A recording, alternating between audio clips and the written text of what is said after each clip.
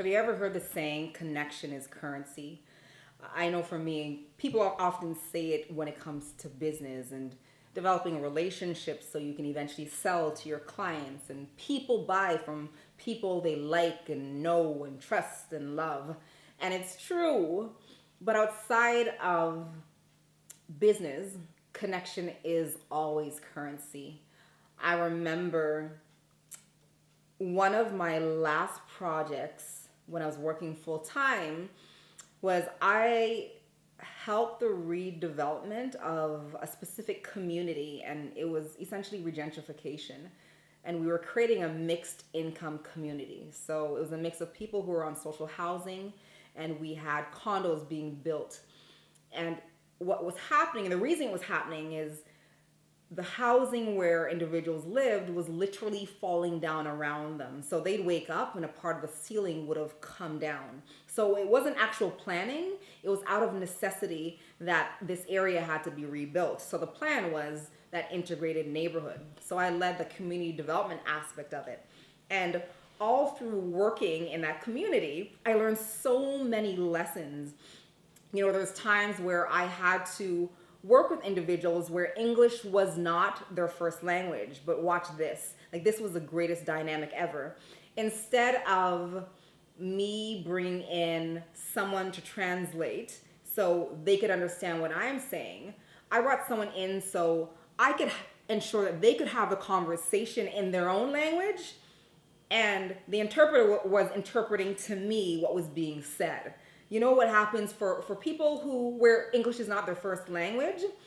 You lose the emphasis, you lose the energy, you lose the meaning behind what they truly want to say. So it was an amazing dynamic. But nonetheless, I love the work that I did. And there was a lot of time where things used to happen in the neighborhood, and the way the area was developed, a lot of drug dealing took place, and it wasn't necessarily the people who live in the neighborhood. It was just the most ideal place for it to happen and for people to quickly leave. But nonetheless, things did happen in the neighborhood. I wasn't there to judge people. I was there to help people. And I had a manager at that time, and they were it was a part of their job, but they were unnecessarily nitpicky, right? And for me, as I shared, it wasn't about judgment. Like, we're all human. Someone may have hit some rumble along the road, but you never know that person that you see that you're looking down on. 2 years later, they could be the one hiring you for a job.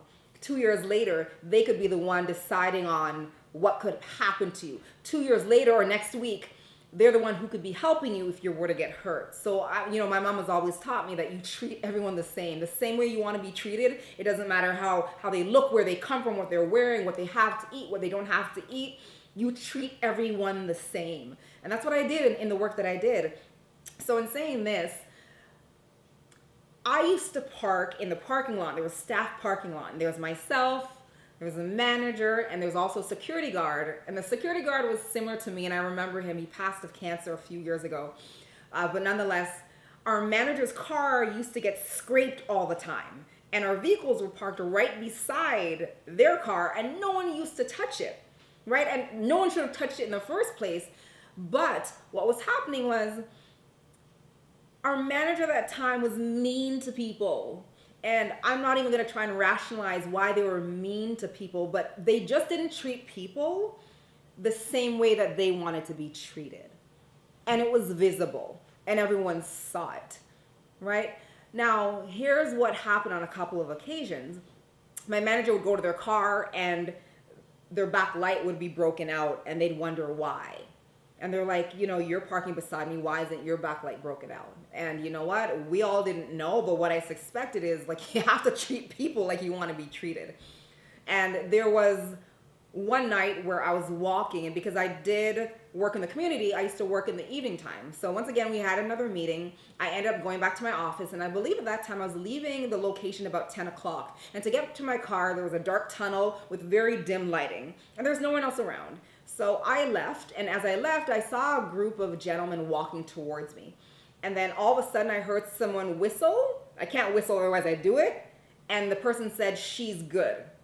And as soon as the person said, "She's good," all those gentlemen that were walking towards me, I don't know what they're gonna do, but I'm not gonna lie to you. I was scared shitless. They kind of walked away. And I went to my car and I did what I had to do.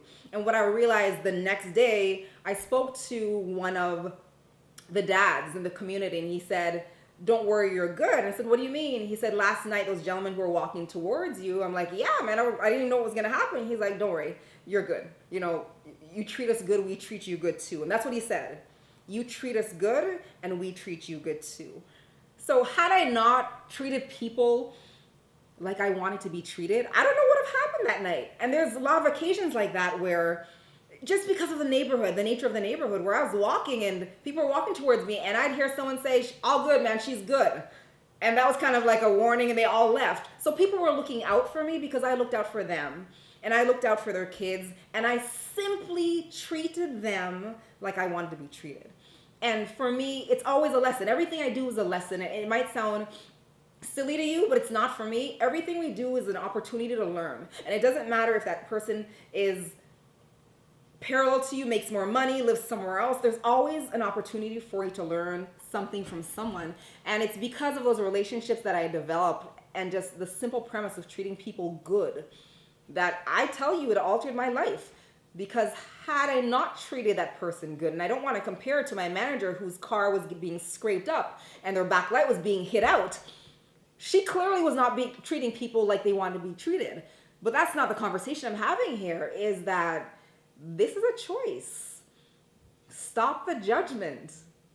We don't know who people are unless we choose to ask. So my friends, as I do, I want you to do it because it's something for you, not because Karen said so. Know that as you grow in life, and it doesn't matter what age you're at or what level you're at, if you're growing even more, honestly, just think about how you treat others around you. It doesn't matter if they're the admin assistant. It doesn't matter if they're the janitor.